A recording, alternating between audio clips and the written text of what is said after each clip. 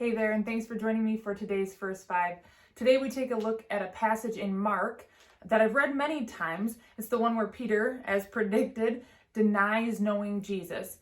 So it's easy to kind of skim through this one, be a little bit sad about it, be disappointed in Peter, and then move on. But today I read it with a little bit more of an open mind and did a little bit more digging about it. So first, let's read it together. It's Mark chapter 14, verses 66 through 72. It goes like this. While Peter was below in the courtyard, one of the servant girls of the high priest came by. When she saw Peter warming himself, she looked closely at him. You also were with that Nazarene, Jesus, she said. But he denied it. I don't know or understand what you're talking about, he said, and went out into the entryway. When the servant girl saw him there, she said again to those standing around, "This fellow is one of them." Again, he denied it. After a little while, those standing near said to Peter, "Surely you are one of them, for you are a Galilean." He began to call down curses, and he swore to them, "I don't know this man you're talking about." Immediately the rooster crowed the second time. Then Peter remembered the word Jesus had spoken to him. "Before the rooster crows twice, you will disown me 3 times. And he broke down and wept. So clearly when we read this passage, it's easy to see that Peter failed, right? I mean, come on, Peter. Jesus even gave you a heads up. He said, you're going to do this. You adamantly denied. You said you weren't going to do it. You got a warning and you still couldn't fulfill your end of the bargain. And it makes me sad. And it makes me frustrated and disappointed in Peter, and for Jesus, really, that his friend wouldn't stick up for him. But if we take a longer view at Peter and his actions, we can see that Peter was really actually a pretty courageous disciple. I don't think anybody's going to argue that. He was a really good friend to Jesus most of his career as a disciple, but maybe even recklessly courageous. I mean, he's the guy that took out the sword when Jesus was getting arrested and cut off the guy's ear that Jesus had to then go put back on. And Peter put himself out there for retaliation, really, in an angry mob could have attacked him and retaliated.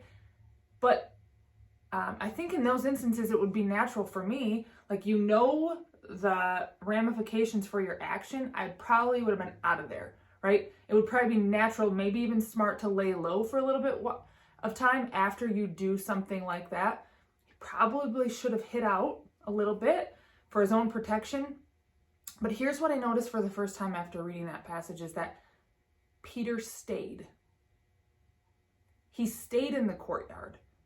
So there must be something about Peter and his loyalty and connection to Jesus that he had the courage to stay, even if it wasn't in his best interest. Now, don't get me wrong, like, Peter definitely fell into temptation and he denied knowing Jesus. It was wrong. But if we look at this story and where it comes from, Mark wrote this gospel as a compilation of stories that Peter most likely shared with him. The source is Peter. That means Peter, over and over again, must have been telling Mark, right, like the story of his own denial of Jesus. He's saying, this is what I did, and this amazing Jesus never stopped loving me. Peter definitely did a thing he wasn't proud of. He pretended he didn't know Jesus, but he stayed. He grieved his decision. He owned up to it. He repented and was forgiven. And then he shares this experience of Jesus' never-ending love for us to still learn from today. So William Barclay, in his commentary, shares a story, and then he tells this. He says, "This is what Peter did. He told people, I hurt him, Jesus, and I let him down like that. And still he loved and forgave me, and he can do the same for you." When we read this passage with understanding the story of Peter's cowardice becomes an epic of courage, and the story of his shame becomes a tale of glory. We've all denied Jesus in one way or another at some point in our journey. But we can learn from Peter and not let our experience hold us back from receiving the love and the forgiveness and the grace that Jesus is extending to us.